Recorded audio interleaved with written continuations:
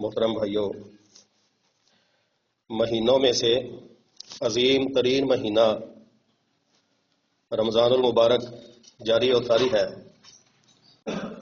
اور اگر غور کیا جائے تو ہماری شریعت میں راتوں میں سے عظیم ترین رات لیلۃ القدر ہے، اور دنوں کا سردار، دنوں میں سے عظیم ترین دن آج کا دن یعنی جمعۃ المبارک ہے۔ اسی طرح امتوں میں سے سب سے بہترین اور افضل امت ہماری امت نبی کریم صلی اللہ علیہ وسلم کی امت محمدیہ ہے۔ پیغمبروں میں سے سب سے عظیم پیغمبر سید الاولین والآخرین نبی کریم صلی اللہ علیہ وسلم حضرت محمد مصطفیٰ صلی اللہ علیہ وسلم ہے۔ اسی طرح کتابوں میں سے عظیم ترین کتاب قرآن مجید۔ ہماری شریعت میں اس عظیم ترین کتاب کے حوالے سے کئی ایک اسباق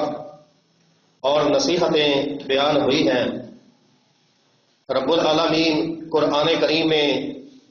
سورۃ البقرہ میں اور 30ویں پارے میں ارشاد فرماتے ہیں، جس کا مطلب اور مفہوم یہ بنتا ہے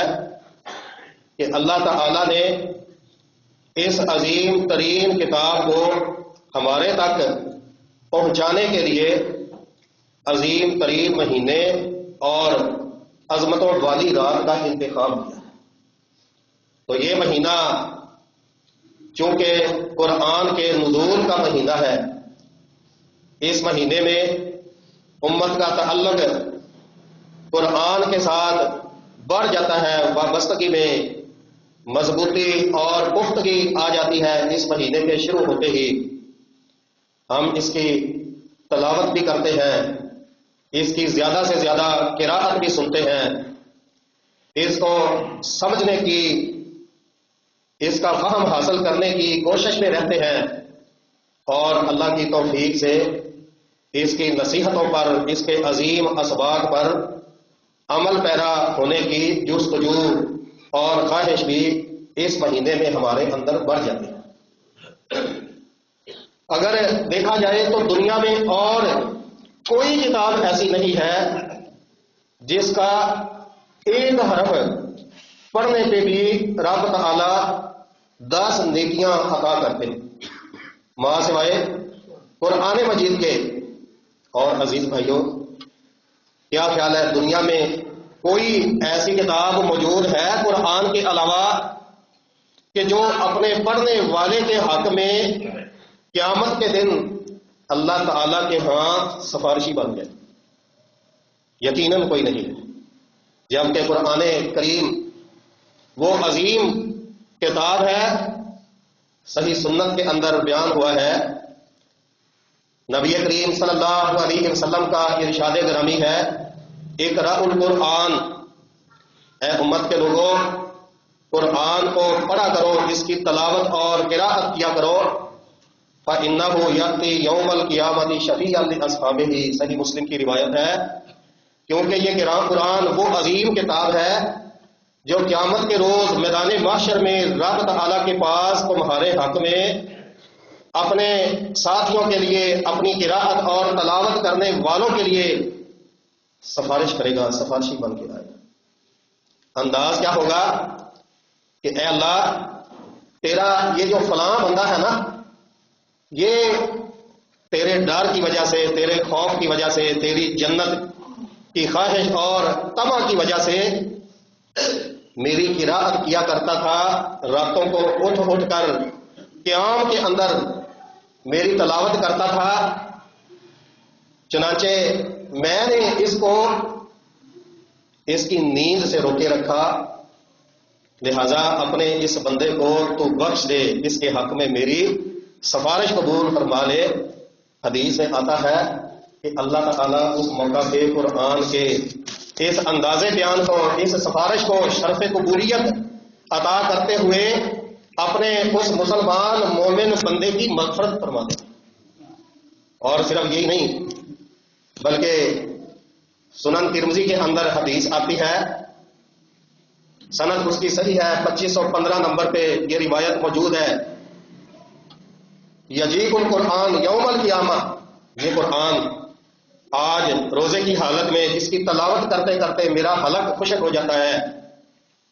میرا منہ سوکھ جاتا ہے، لعاب کی تری ختم ہو جاتی ہے، لیکن میں پھر بھی اس کی قراءت کو، اس کی تلاوت کو ترک نہیں کرتا. دن بھر کے کام کاج کی تھکاوٹ ہوتی ہے، نیند کا غلبہ ہوتا ہے، لیکن پھر بھی عشاء کی نماز با جماعت سے فارغ ہو کر میں نماز تراویح کا اہتمام کرتا ہوں. اگر کسی وجہ سے جماعت کے ساتھ شریک نہ ہو سکوں تو پھر رات کو جلدی اٹھ کر سحری کے موقع پہ قیام پورا کر لیتا ہوں. تو عزیز بھائیوں، یہ اتنا نفع کا سودا ہے، اتنا فائدہ مند عمل ہے کہ آپ کا یہ عمل قیامت کے روز رب تعالیٰ کے ہاں سفارشی بن کے آ جائے گا. فیقول، اللہ تعالیٰ سے قرآن کہے گا، یا ربی حلی ہی، اپنے اس بندے کو آراستہ و پیراستہ فرما دے. تو اس وقت رب تعالیٰ اپنے قاری قرآن کو، جس کو قرآن زبانی یاد ہے، اس میں حجم بیان نہیں ہوا. اگر کسی کو آخری پارے کی چند صورتیں یاد ہیں اور وہ تسلسل کے ساتھ قیام میں بھی پڑھتا ہے، ویسے بھی ان کی قراءت کرتا ہے، تو انشاءاللہ اللہ کے حکم سے یہ فضیلت اس کے لیے. حافظ قرآن، قاری قرآن، جس کو پورا قرآن یاد ہے یا اکثر حصہ یاد ہے، وہ تو اس کا مصداق اور مستحق ہے ہی ہے. لیکن میرے محترم بھائیوں، آپ اپنی کوشش کے مطابق ایک پارہ یاد کر لیتے ہیں، آدھا پارہ یاد کر لیتے ہیں، پھر اس کو باقاعدہ پڑھتے ہیں تلاوت کے طور پہ، قراءت کے طور پہ، قیام کے اندر ویسے بیٹھ کر اٹھتے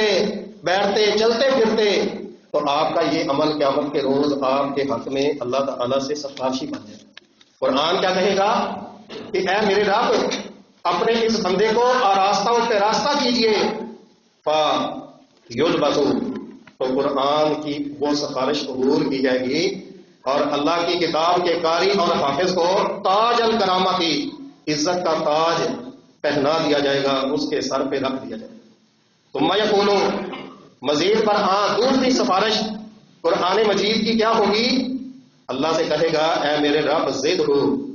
اسی پہ اکتفا اور بس نہ کیجئے، بلکہ اپنے اس خوش نصیب بندے کو مزید نواز دیجئے. فَيُلْبَسُ اللہ الکرامہ کی، تو اس کو عزت والا بہترین سوٹ اور خلعت عطا کی جائے گی، سوٹ پہنا دیا جائے گا. قرآن مجید مزید سفارش کیا کرے گا؟ یا ربی ارزان ہو، اے اللہ پاک اپنے اس بندے سے، اپنی عظیم کتاب کے حافظ اور قاری سے، اس کی قراءت اور تلاوت کرنے والے سے راضی ہو جائیے. فیرضا عنہ، رب تعالیٰ اس موقع پہ اپنے اس خوش نصیب بندے سے قرآن مجید کی سفارش کی وجہ سے راضی ہو جائیں گے اور اپنے اس بندے کے حق میں اپنے فرشتوں سے اعلان کروائیں گے کہ جاؤ میرے اس بندے کی بابت اعلان فرما دو، اسے کہہ دو کہ اقرا ورقا، کہ جس طرح دنیا کے اندر قرآن کی قراءت کیا کرتا تھا، تلاوت کیا کرتا تھا، آج بھی اسی طرح قراءت کر کے، تلاوت کر کے اللہ تعالیٰ کی جنتوں میں اوپر سے اوپر تک کے جو مراتب ہیں، فضائل ہیں، درجات ہیں، اس کو حاصل کرتے چلے. تو یہ ہے قرآن پاک کی شان کہ یہ اتنی عظیم کتاب ہے کہ کل قیامت کے روز جب ہمیں اپنی حسنات کی، نیکیوں کی، نیک اعمال کی ضرورت ہوگی تو محترم بھائیوں، یہ عظیم کتاب ہمارے حق میں سفارشی بن کے آ جائے گی. اللہ کے ہاں ہماری دنیا کی اس نیکیوں کی، ان قراءتوں اور تلاوتوں کی شہادتیں اور گواہیاں پیش کریں.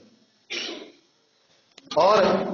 اگر آپ قرآن پاک کی شان، اس کی عظمت سمجھنا چاہتے ہیں تو میرا خیال ہے اس پہ ہی اکتفا کر لینا چاہیے، اور اس سے بڑھ کر میں آپ کو اور کیا قرآن مجید کی شان بیان کروں کہ اللہ تعالیٰ نے اپنی اس مقدس کتاب کی قراءت کرنے والوں کو، تلاوت کرنے والوں کو اپنا اہل، اپنا خاندان، اپنا کنبہ اور قبیلہ قرار دے دیا، اپنے خاص بندے، اپنے مقرب بندے قرار دے دیا ہے۔ الا ان للہ اہلین من الناس، نبی کریم علیہ الصلوۃ والتسلیم نے ارشاد فرمایا کہ لوگوں، بے شک انسانوں میں سے کچھ ایسے خوش نصیب بھی ہیں جو اللہ کے گھر والے ہیں، اللہ کے اہل ہیں۔ قالوا وما ہم، صحابہ نے پوچھا اے اللہ کے رسول، اللہ کے خاندان، کنبے اور قبیلے والے کون خوش نصیب ہیں؟ تو جناب رسول اللہ صلی اللہ علیہ وسلم نے ارشاد فرمایا اہل القرآنی، جو قرآن والے لوگ ہیں نا، قرآن کو سمجھنے والے، سیکھنے والے، تلاوت کرنے والے، اس کی قراءت کرنے والے، اس کو لے کر قیام کرنے والے، اس کے اوپر عمل پیرا ہونے والے، یہ والے وہ خوش نصیب ہیں کہ ہم اہل اللہ، جو اللہ کا اہل ہے، اللہ کا خاندان ہے، اللہ کے خاص لوگ ہیں، وہ خاص ساتھ اس کے مقرب، اللہ کے جو عظیم فرشتے ہیں، اللہ کی عظیم مخلوق ہے، ان کی صفات اللہ نے خود قرآن مجید میں بیان فرمائی ہے کہ یفعلون ما یؤمرون، صرف وہی کام کرتے ہیں جن کا اللہ کی طرف سے انہیں حکم ملتا ہے، اور جو حکم ان کو مل جائے اس حکم میں کسی طرح کی نافرمانی نہیں آنے دیتے۔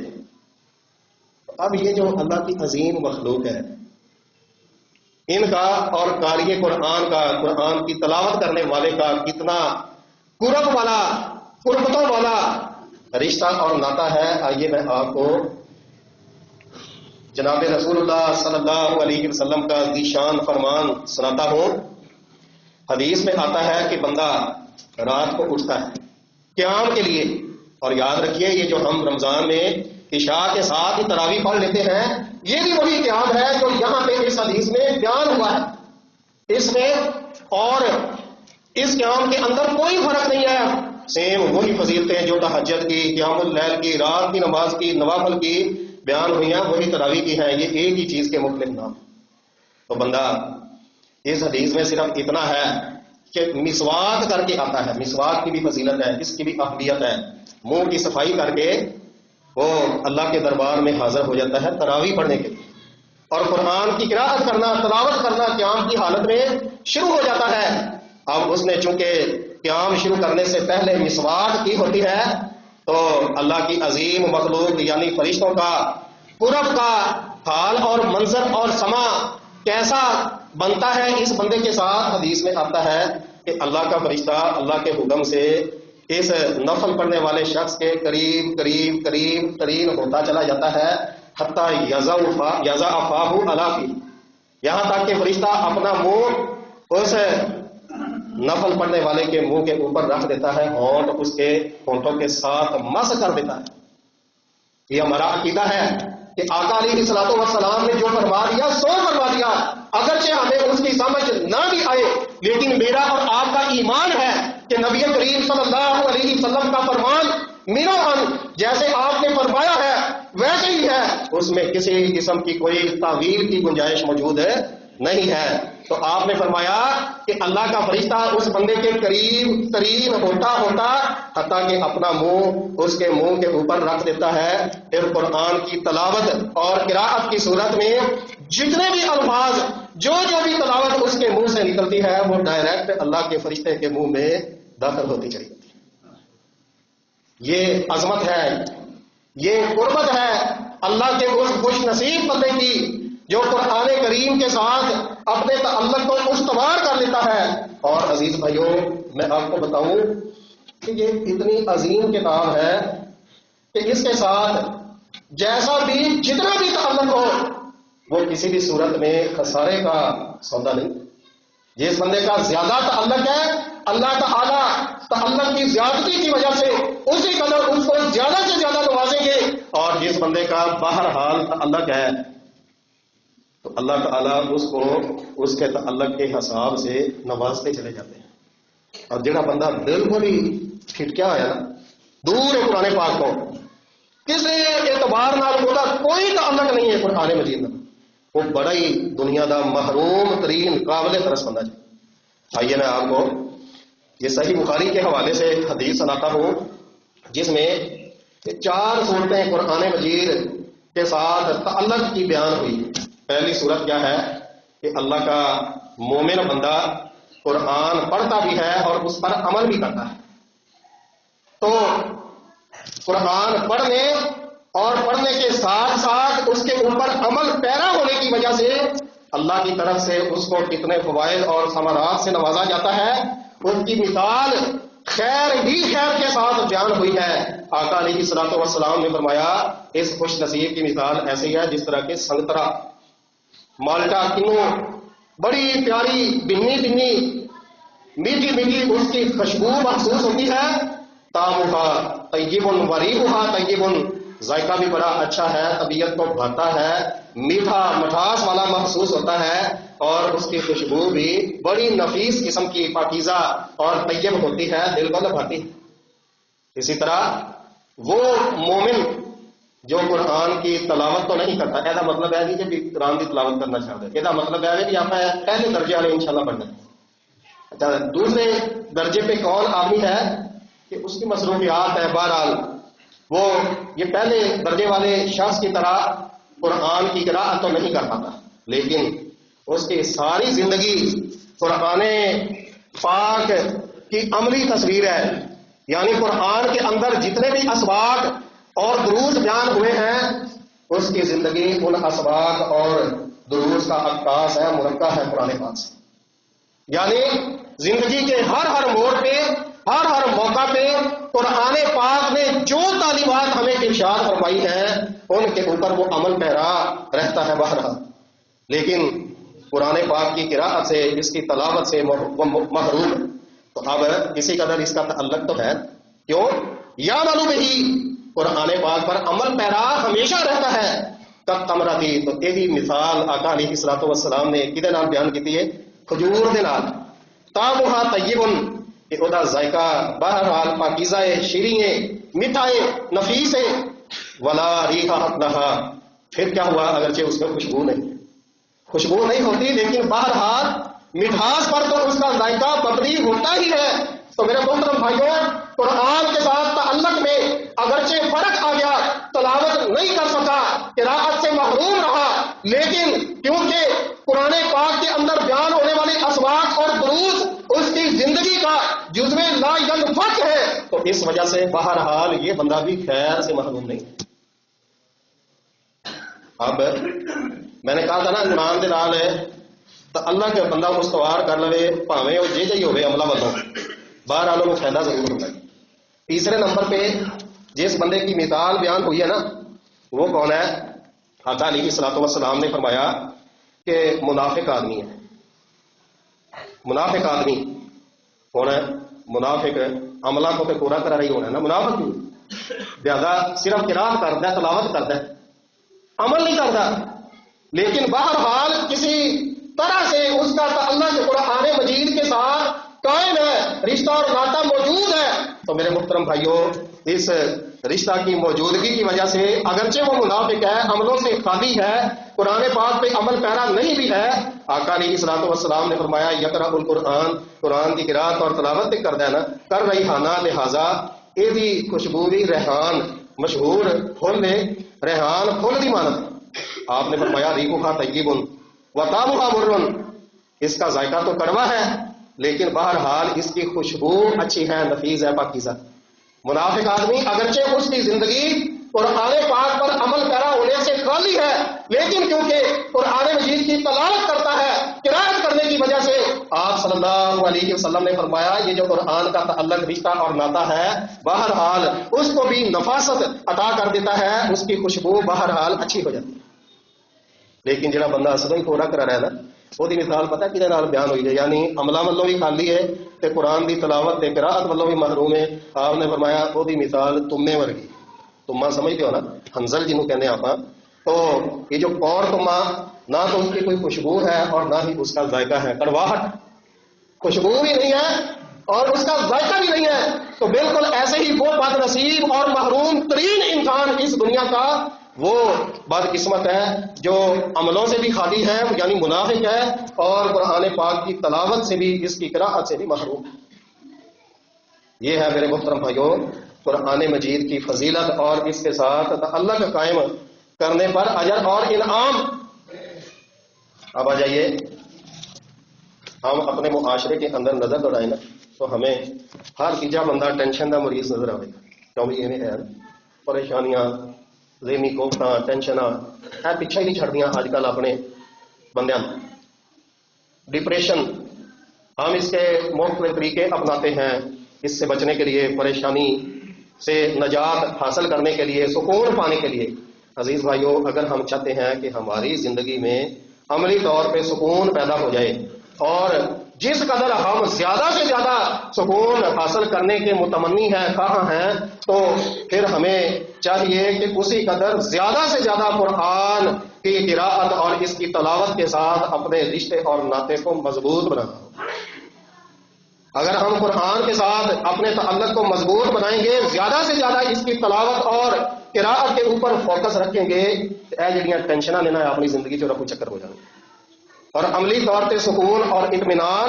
اور اللہ کی طرفوں راحت ہماری زندگی کا لازمی جز اور حصہ بن جائے۔ یہ میرے سامنے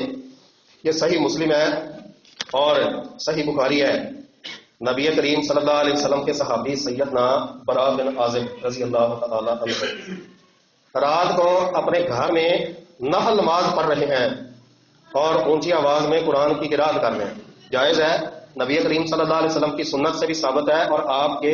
فرمان سے، آپ کے قول سے بھی ثابت ہے۔ آپ گھر میں اکیلے نفل نماز پڑھ رہے ہیں تو اونچی آواز میں قراءت کی جا سکتی ہے۔ تو یہ صحابی ہیں، قرآن پاک کی تلاوت کر رہے ہیں قیام کے اندر، تو پاس ہی ان کا گھوڑا بندھا ہوا ہے، تو دیکھتے ہیں کہ گھوڑا اچانک بدکنا شروع ہو گیا ہے، کودنا شروع ہو گیا ہے، گھبرا گیا ہے۔ تو کہتے ہیں کہ اچانک جب میری نظر اوپر پڑی نا تو میں نے دیکھا کہ ایک بدلی، چھتری نما بدلی، وہ آہستہ آہستہ جو میں قرآن مجید کی تلاوت کر رہا ہوں وہ نیچے میرے گھر کی طرف اتر رہی ہے، اور اس نے میرے گھر کو اپنے گھیرے میں لیا ہوا ہے اور آہستہ آہستہ میرے گھر کے قریب ترین ہوتی جا رہی ہے۔ تو اب جانور ہے، اس طرح کی چیزوں سے ڈر جاتا ہے، وہ گھوڑا بدکنے لگا، تو انہوں نے اپنی تلاوت مختصر کی، قیام وہاں پہ اس کو مختصر کیا، جلدی جلدی نماز مکمل کی، اور وہ اپنے جانور کو سنبھالا۔ اتنے میں دیکھتے ہیں کہ وہی چھتری نما بدلی جو گھر کے قریب ہو رہی تھی اچانک ختم ہو جاتی ہے۔ اب یہ عجیب واقعہ اور ماجرا ان کے ساتھ پیش آیا۔ صبح فجر کی نماز کے بعد آقا علیہ الصلوۃ والسلام کی خدمت میں حاضر ہوتے ہیں، نبی کریم صلی اللہ علیہ وسلم کو سارا واقعہ بیان کرتے ہیں، تو آقا علیہ الصلوۃ والسلام نے اس بدلی پر اور اس سارے منظر نامے پر کیا تجزیہ اور تبصرہ ارشاد فرمایا؟ ہمارا ایمان ہے یقیناً آپ صلی اللہ علیہ وسلم، اللہ کا قرآن فرماتا ہے، اللہ خود فرماتے ہیں قرآن مجید میں کہ آپ وحی سے بولتے ہیں، آپ اپنی مرضی سے، اپنی خواہش سے کلام نہیں کرتے۔ تو یقیناً آپ صلی اللہ علیہ وسلم نے اس منظر پر جو تجزیہ تبصرہ فرمایا وہ اللہ کی طرف سے ہی القاء کرتا تھا، وحی کی شکل۔ آپ صلی اللہ علیہ وسلم نے کیا ارشاد فرمایا؟ تلک السکینۃ تنزلت بالقرآن، کہ برا وہ جو چھتری نما بدلی تھی نا، وہ سکینت تھی، سکون، راحت، اطمینان تھا جو تیرے گھر کے اوپر نازل ہو رہا تھا واضح طور پہ، اور وجہ کیا تھی؟ للقرآن، قرآن کی وجہ سے۔ وہ جو تو قرآن پڑھ رہا تھا، جیسے جیسے زیادہ قرآن کی قراءت کرتا چلا جاتا ویسے ویسے تیرے گھر کے اندر زیادہ سے زیادہ سکون اور اطمینان اور راحت اللہ کی طرف سے اترتی چلی جاتی ہے جی۔ اللہ کے قرآن دے نال اطمینان اور سکون دا۔ اسی طرح کا ایک اور واقعہ ایک دوسرے صحابی کے ساتھ بھی پیش آیا، تو اس میں کیا ہے کہ وہ ایک یہ جس طرح فانوس ہوتا ہے نا کہ چھتوں کے ساتھ ہم گھروں میں لٹکاتے ہیں، تو چھوٹی چھوٹی لائٹیں اس میں لگی ہوتی ہیں، یہ کمکمے ہوتے ہیں خوبصورتی کے لیے، زینت کے لیے، ان کو ہم گھروں میں استعمال کرتے ہیں۔ ایک صحابی وہ رات کو قیام میں قرآن کی تلاوت کر رہا ہے اونچی آواز میں، تو کیا دیکھتا ہے کہ اچانک وہ اس کے ساتھ بھی اسی طرح کا واقعہ پیش آیا۔ بہرحال یہ علیحدہ واقعہ ہے، وہ علیحدہ واقعہ جو ابھی آپ نے سنا ہے، اور وہ بھی بخاری مسلم میں ہے، یہ بھی بخاری مسلم میں ہے۔ تو یہ قرآن پاک کی تلاوت کر رہے ہیں، تو کیا دیکھتے ہیں کہ اچانک ان کا گھوڑا بھی بدکنا شروع ہو گیا ہے، تو ساتھ ہی ان کا یحییٰ نامی بیٹا سویا ہوا تھا، ان کو خدشہ لاحق ہوا کہ کہیں یہ گھوڑا میرے بچے کو، بیٹے کو کچل نہ دے جو پاس ہی سویا ہوا ہے۔ تو اچانک اپنی نماز مختصر کرتے ہیں اور جلدی سے سلام پھیرتے ہیں، اپنے بچے کو سنبھالتے ہیں۔ اور اس دوران وہ اوپر دیکھ چکے تھے، نظارہ کر چکے تھے صحابی اپنی ان آنکھوں کے ساتھ کہ اوپر سے وہ فانوس نما روشنی وہ میرے گھر کو اپنے گھیرے میں لیے ہوئے۔ اب صبح ہوئی، آقا علیہ الصلوۃ والسلام کی خدمت پہ پہنچے اور آپ کو سارا یہ منظرنامہ ماجرا بیان کیا، تو اس موقع پہ بھی جو آقا علیہ الصلوۃ والسلام نے تجزیہ اور تبصرہ فرمایا تھا وہ اس کے ساتھ ملتا جلتا۔ آپ نے کیا ارشاد فرمایا کہ تلک الملائکۃ دنات لصوتک، کہ اے میرے صحابی وہ جو فانوس کی شکل میں قمقمے تھے، روشنیاں تھیں جو تیرے گھر کو آہستہ آہستہ اپنی لپیٹ میں اپنے گھیرے میں لے رہی تھیں، وہ در حقیقت اللہ کی عظیم مخلوق اللہ کے فرشتے تھے۔ اور لصوتک، یہ جو تو اونچی آواز میں قرآن پڑھ رہا تھا نا، قرآن کی تلاوت کی وجہ سے وہ تیرے قریب ہوتے چلے جا رہے تھے۔ وَلَوْ قَرَأْتَ لَأَصْبَحْتَ، اور اگر تو اپنی قراءت کو جاری رکھتا، بیچ میں کاٹتا نہ، ختم نہ کرتا، رکتا نہ، تو پھر کیا ہونا تھا کہ صبح اسی حالت میں ہو جانی تھی، اور تیرے ساتھ يَنظُرُ النَّاسُ إِلَيْهَا لَا تَتَوَارَى مِنْهُمْ، یہ جو اہل مدینہ ہے نا، تیرے ساتھی، تیرے عزیز قریب ہمسائے رشتہ دار، جس طرح تو نے اس منظر کا نظارہ کیا اپنی ان آنکھوں کے ساتھ، ویسے تیری طرح ان سب نے بھی اس فانوس کا، ان روشنیوں کا جو کہ در حقیقت اللہ کی عظیم نورانی مخلوق اللہ کے فرشتے تھے، اس کا نظارہ کرنا۔ اور اللہ کے فرشتوں کے قرب کی صورت میں جو تجھے سکینت حاصل ہو رہی تھی، وہ سکینت اور طمانینت ان اہل مدینہ سے چھپی نہیں رہنی تھی، انہوں نے بھی اس کو اپنی آنکھوں سے دیکھ لینا۔ یہ ہے میرے محترم بھائیوں، قرآن پاک کی عظمت، اس کی رفعت اور اس کے اوپر حاصل ہونے والا اجر اور ثواب۔ رمضان کا مبارک مہینہ جاری و طاری ہے، تو میں اپنے تمام بھائیوں سے، اپنی بہنوں سے التماس کرتا ہوں کہ قرآن پاک کی زیادہ سے زیادہ تلاوت کرنے کی کوشش کیجئے، اس کو سمجھنے کی کوشش کیجئے، اس کے اوپر عمل پیرا ہونے کی کوشش کیجئے۔ اب دیکھیں، یہ موضوع عموماً رمضان میں بیان کیا جاتا ہے، فضائل قرآن، میں بھی یہاں آپ کی خدمت میں بیان کرتا ہوں۔ وجہ پتہ کیا ہے؟ رمضان نہ صرف قرآن کے نزول کا مہینہ ہے، بلکہ تجدید عہد، قرآن کے ساتھ تجدید عہد کرنے کا مہینہ بھی۔ آقا علیہ الصلوۃ والسلام کے بارے میں آتا ہے صحیح بخاری شریف میں کہ آپ ماہ رمضان کے اندر جبریل امین کے ساتھ دیکھیں قرآن کے ساتھ اللہ کا کس قدر اہتمام ہے کہ اللہ تعالیٰ اسپیشل جبریل امین کو بھیجتے ہیں پیارے نبی صلی اللہ علیہ وسلم کے پاس، اور آقا علیہ الصلوۃ والسلام جبریل کے ساتھ مل کر قرآن مجید کا ماہ رمضان کے اندر ہر سال عملی طور پہ دور کرتے ہیں، یعنی جبریل امین کو سناتے ہیں قرآن پاک پڑھ کے۔ ہر سال آپ پورا قرآن جبریل امین کو رمضان میں سنایا کرتے تھے، اور حدیث میں آتا ہے کہ آخری سال جو آپ کی زندگی کا آخری رمضان تھا نا، اس میں آقا علیہ الصلوۃ والسلام نے پورے 2 مرتبہ قرآن مجید کا دور کیا ہے۔ تو اب سوال یہ پیدا ہوتا ہے کہ ابھی آدھا رمضان یہ ہونے کو ہے نا، 13واں روزہ ہم نے رکھا ہوا ہے، تو ہر بندہ اپنے آپ سے پوچھے کہ ہم نے قرآن پاک کی کتنی تلاوت کی ہے، ہم نے اس سال قیام کے اندر کتنا قرآن مجید پڑھا ہے، اتنے انعامات ہیں، فضائل سے بھرپور ہے اس کی قراءت اور تلاوت کا عمل، اس قدر اللہ کے فرشتوں کی قربتیں ہیں اس عمل کی وجہ سے،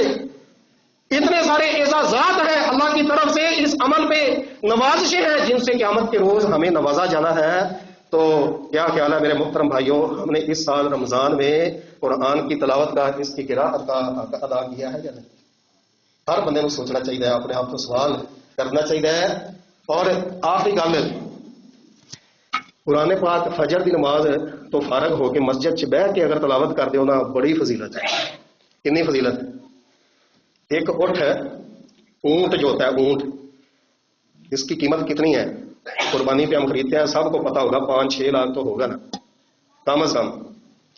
ہم فجر کی نماز جماعت کے ساتھ ادا کریں، ذکر اذکار سے فارغ ہو جائیں۔ صحیح مسلم کی روایت ہے، حدیث شریف میں آتا ہے کہ اگر ایک آیت تلاوت کریں گے نا تو ایک اونٹنی اللہ کی راہ میں صدقہ کرنے کا اجر اور ثواب حاصل ہے۔ صرف ایک آیت، زیادہ نہیں، 20 آیتاں تلاوت کر لو، ایک رکوع پڑھ لو صرف، تے کنیاں اونٹنیاں اللہ دی راہ چ صدقہ کرن دے برابر اجر تے ثواب حاصل ہو گیا۔ 20 اونٹنیاں، اور اینو 20 دی عدد نوں 5 یا 6 نال ضرب دے دیو تے کتنے گل اپنی کروڑاں دا سودا جے روزانہ دی بنیاد تے۔ لہذا کوئی مصروفیت بھی نہیں ہے، کوئی مجبوری بھی نہیں ہے کہ اے ادھروں سلام کردا ہے تے ادھروں جناب چودھری صاحب او جا رہے ہیں نظر ہی نہیں آتے. میرے محترم بھائیو، اے والا جڑا رویہ ہے نا، ٹھیک ہے اگر مجبوری ہے، کوئی ٹینشن کو پریشانی ہے، کوئی مسئلہ ہے، مصروفیت ایویں دی ہے کہ میرا شیڈول فجر تو فوراً بعد وہ شروع ہو جاتا ہے تو کوئی فرض نہیں ہے. لیکن اگر فارغ بالکل مصروفیت نہیں ہے کوئی خاص ہے تو پھر کم از کم رمضان دے مبارک مہینے دا ساڈے کولوں یہ تقاضا ہے بھی 1 یا 2 پارے یعنی اشراق دا ٹائم ہون تک سانو مسجد دے اندر بیٹھنا چاہیے اور زیادہ تو زیادہ قرآن مجید کی تلاوت کرنی چاہیے تاکہ اتنا زیادہ اللہ دی راہ دے وچ صدقہ اور خیرات کرن دا اجر اور ثواب سانو حاصل ہو سکے. اللہ کو دعا ہے کہ اللہ زیادہ تو زیادہ اس مبارک مہینے دے اندر قرآن دی تلاوت اور قرات کرن دی ادا فہم حاصل کرن دی تے عمل پیرا ہون دی توفیق عطا فرمائے. وما توفیقی الا باللہ.